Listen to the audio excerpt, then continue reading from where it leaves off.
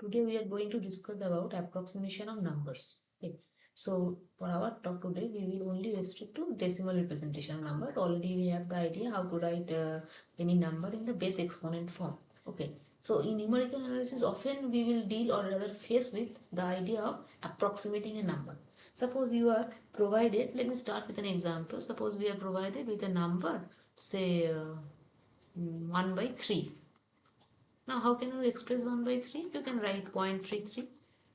If you want two decimal places, you can again extend it further 0.3333. You can also extend it further. Okay. So, now the idea remains how long shall I continue? So, that depends on the problem we are dealing with. Okay. And actually, it will be related with, we will see later, with the accuracy level that we are trying to achieve, or rather we are trying to decrease the error one, whenever we are trying to decrease the error level. Obviously you can understand, if we want to decrease the error level, that means we are trying to increase the accuracy level and vice versa. So in all those cases we often need the idea of approximating the numbers. Okay, so here we will discuss what are the ways by which we can approximate the number, rather what are the strategies of approximating a number. So before we start with, let me just I am throughout I am taking say x as my number, and FLX time said to be machine approximation of x. Machine approximation of x. Machine means, why I am writing machine? Because whenever we are doing some calculation, we are using any computing device, right? It may be a calculator, it may be a computer or anything. Okay. So whenever we are trying to deal with any of this computing device, we need to store it. Okay. And whenever the machine is storing it, it may be applying some approximation to it. Okay. Whenever it is storing it, or whenever it is giving me the output, so it may approximate the number. So on the basis of that, we often just refer FLX as a machine approximation of the number. Number means here x. Okay. Achha. So there are actually two strategies by which I can approximate the number. So approximation, if I say approximation of x, then it is actually two types. One is the rounding off, another one is the chopping off. It is actually much more used and more scientific, and let us have also the idea of this one. Okay, so let me discuss this one first, the most preliminary idea. So chopping means, suppose we know now how we can write x in a base exponent form. So let me write it, point a1 a2 at plus 1 at plus 2, and suppose it continues up to, suppose say as beta to the power of e. So s obviously greater than t. Okay. Now if I say my aim is to approximate x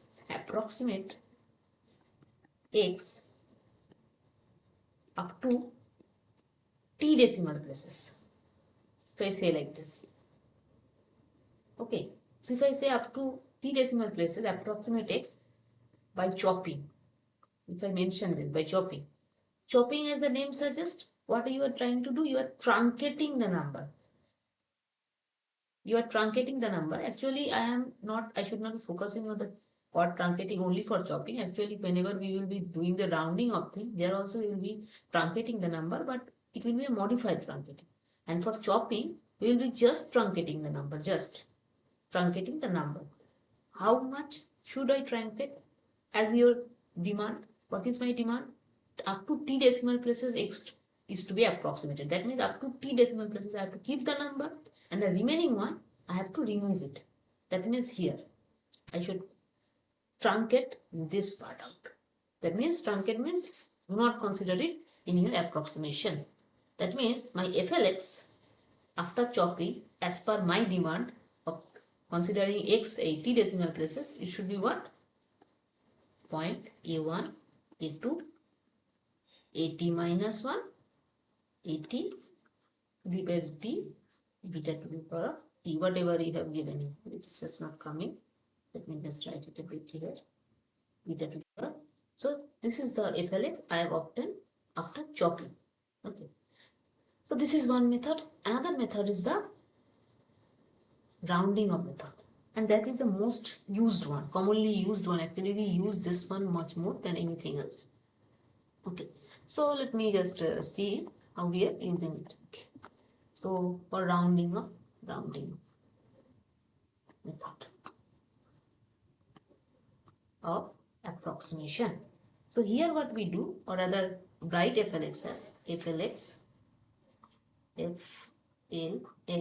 equals to sigma point A1. So suppose, let me just fix the question. Ki rounding off, the same thing I am putting here, ki up to t decimal places. So the demand is same for both the problems. When we did the chopping up thing, we place the same demand. Ki find out the approximate value of x up to t decimal places. Here also we are putting the same thing.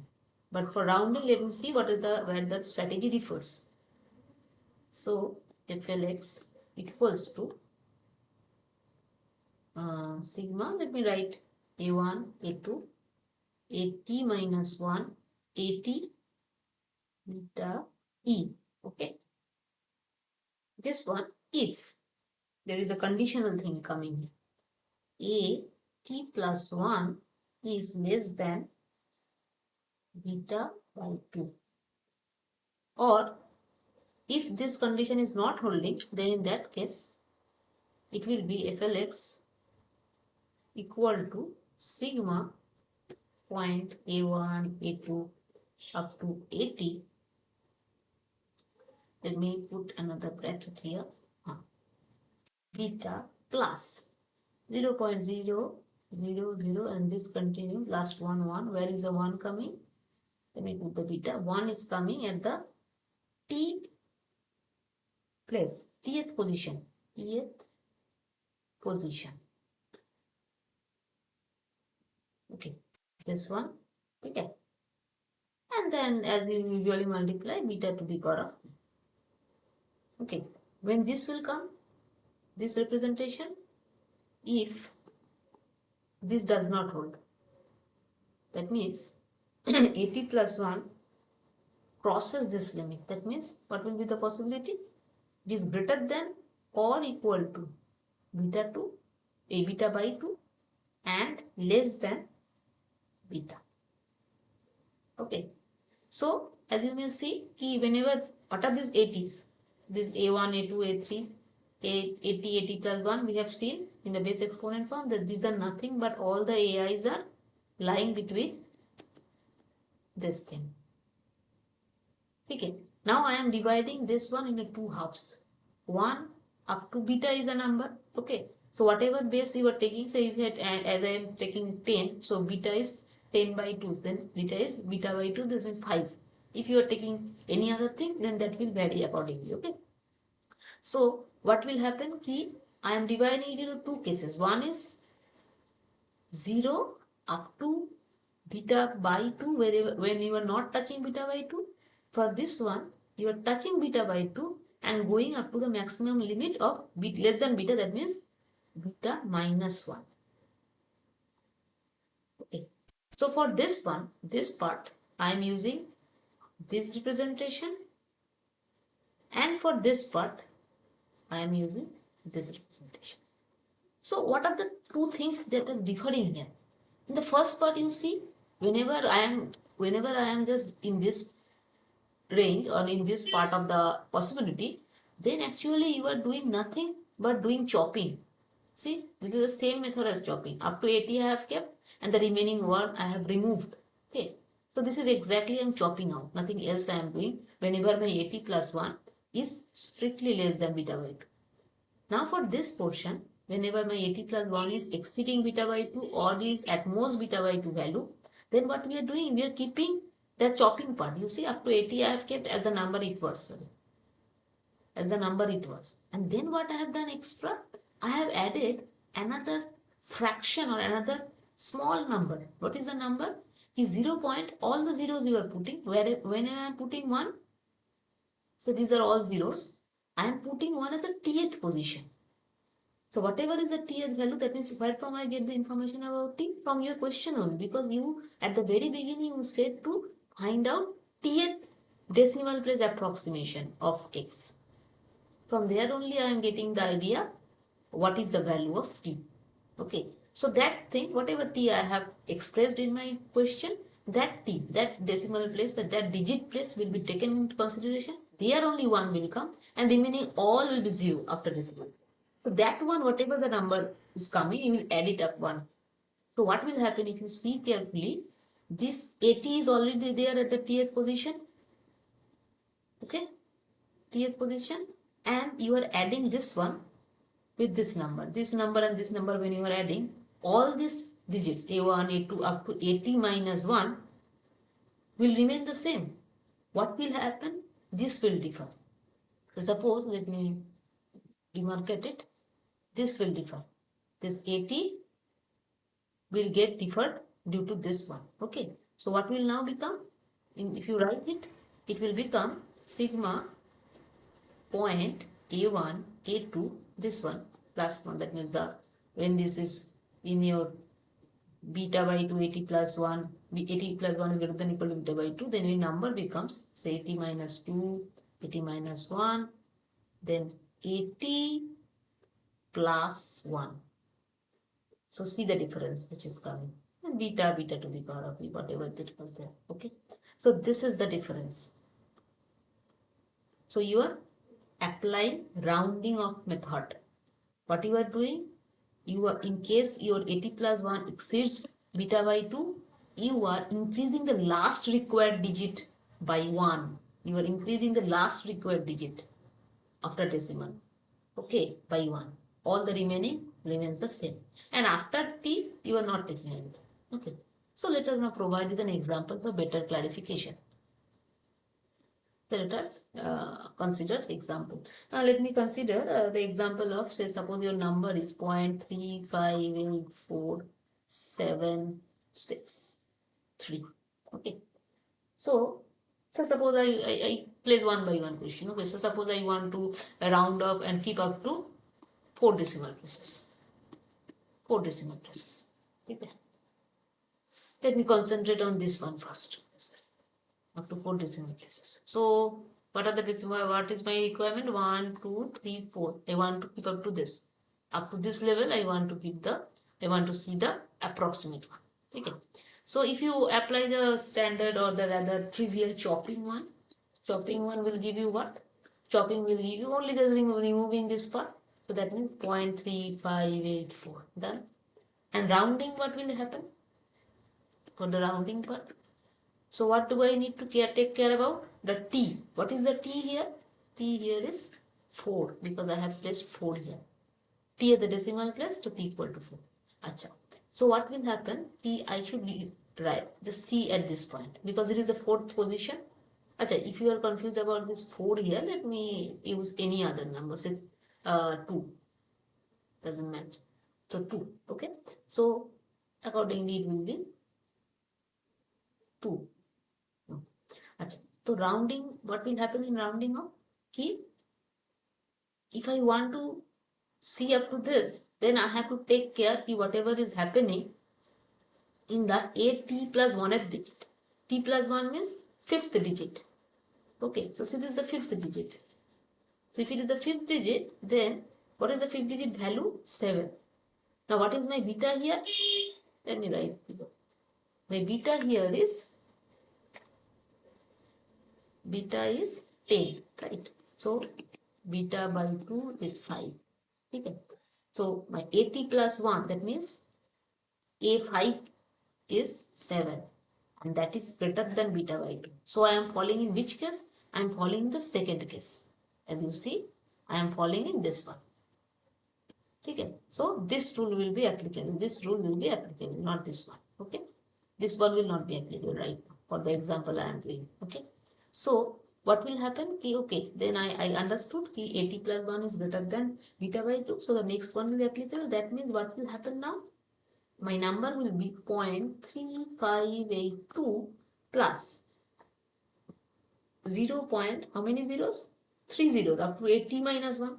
So t is 4, that means t minus 1 is 3. So t1, t2, t3. Let me write if you are getting confused. t1, t2, t3. Up to this, it will, sorry, not this one. Let me write it below.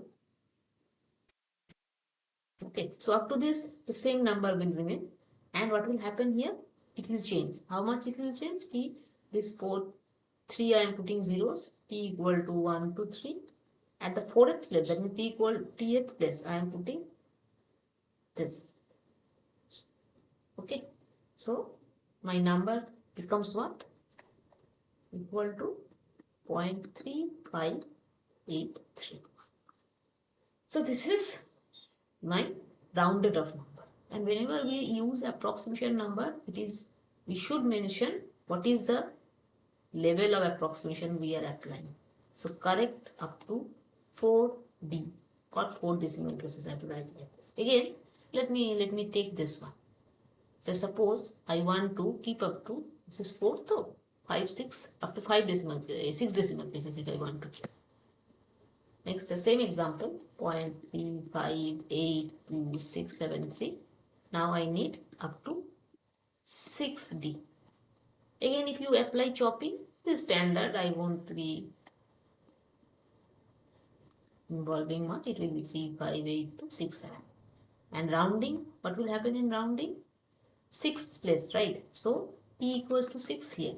So this is 1, this is 2, this is 3, this is 4, this is 5, this is 6.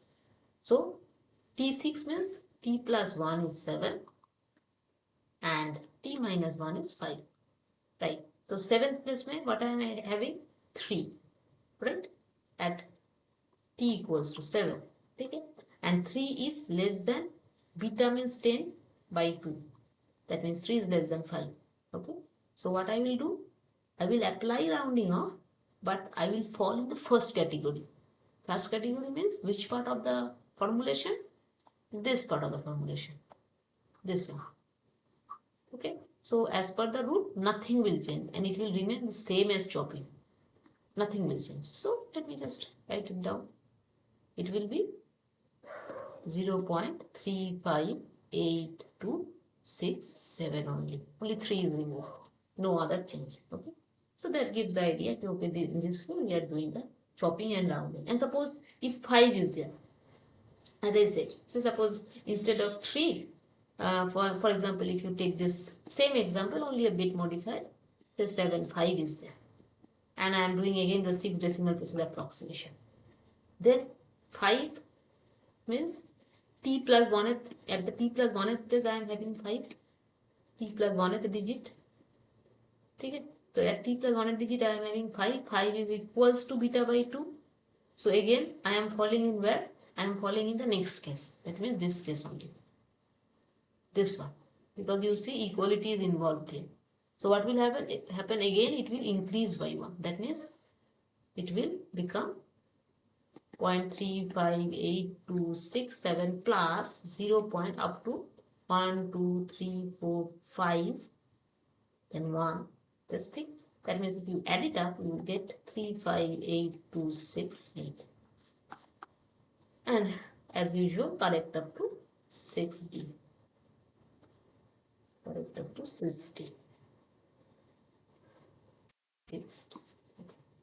So this is all about rounding off and chopping. That means 2 types of approximation. Now you can easily understand if we are doing some approximation of numbers, okay, then what is happening? Definitely I am getting some error. Suppose you are dealing with any numerical problem, you are given a data set, and after doing whatever performance or whatever computations you have to do, you are getting some numbers, but due to some of the restrictions put in the problem, you have to approximate. So as soon as you approximate it, as we all know, numerically we are doing means we are compromising at some level. That means we are not actually doing it theoretically. Okay, so that means whatever actual result was going to come, it should differ at least to some amount, and this leads to generation of errors. Okay, so errors will come inside, an inevitable part of approximation. Inevitably part of approximation. definitely error will come. Whenever we do it theoretically, there is no scope of this type of errors because you are not at all approximating there. But whenever we are applying any numerical method, it is also inevitable in any numerical method. So that means if I am doing any NM, that means numerical method, then that will imply generation of error, or rather generation, or let me write first, dealing with approximation,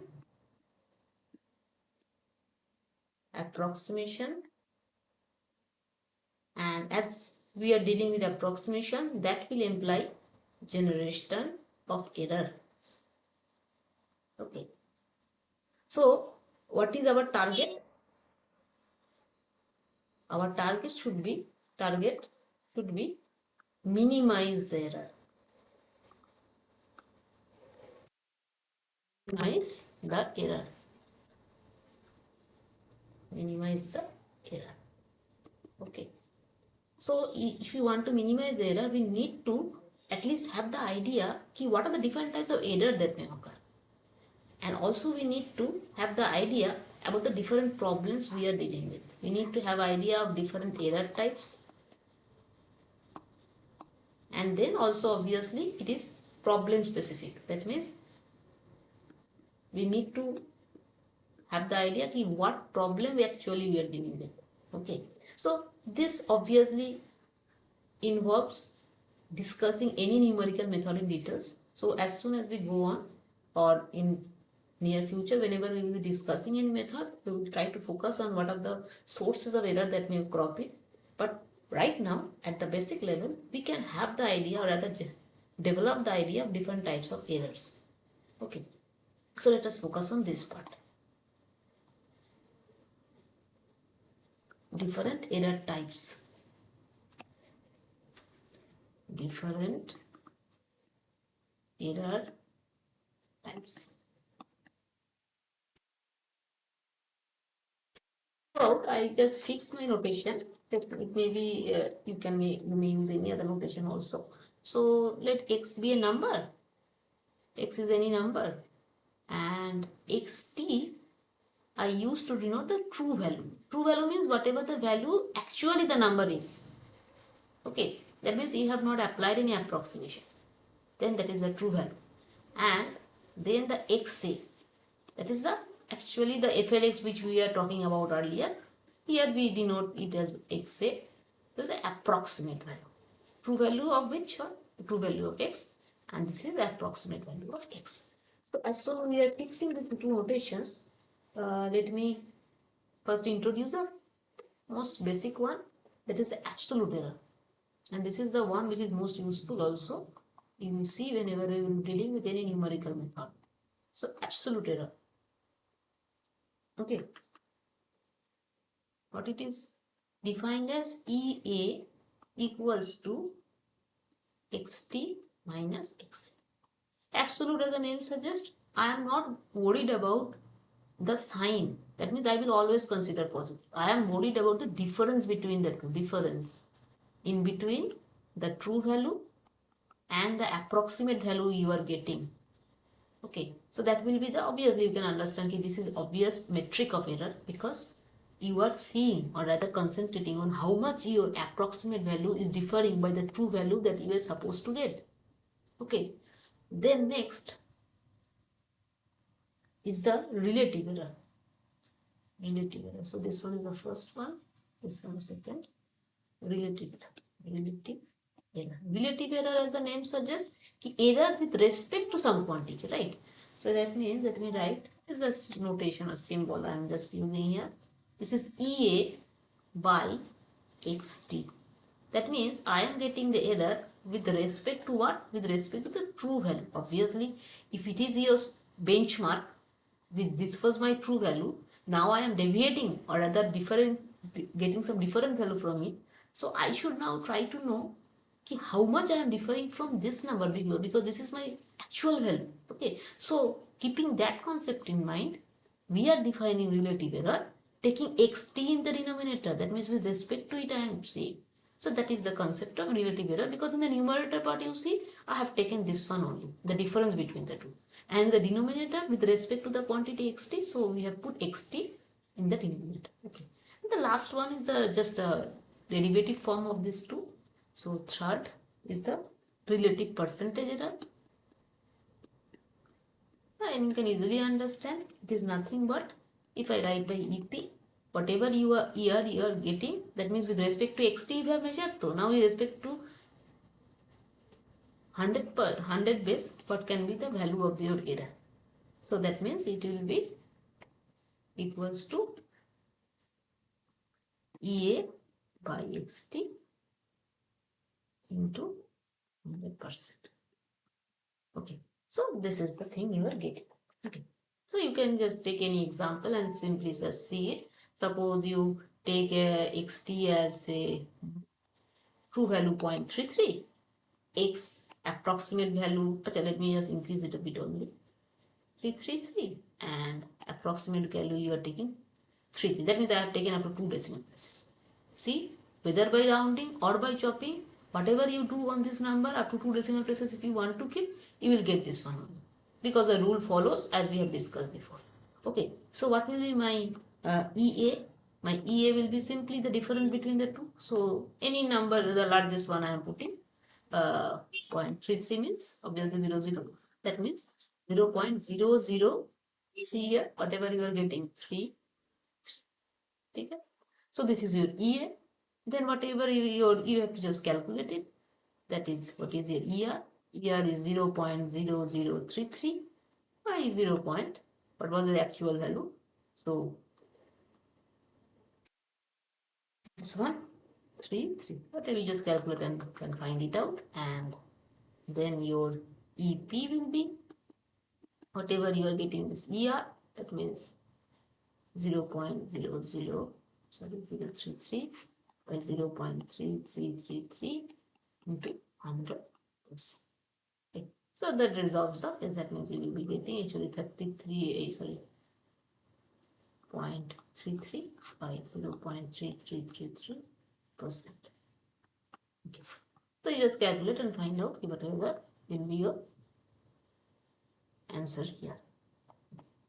So let us stop now.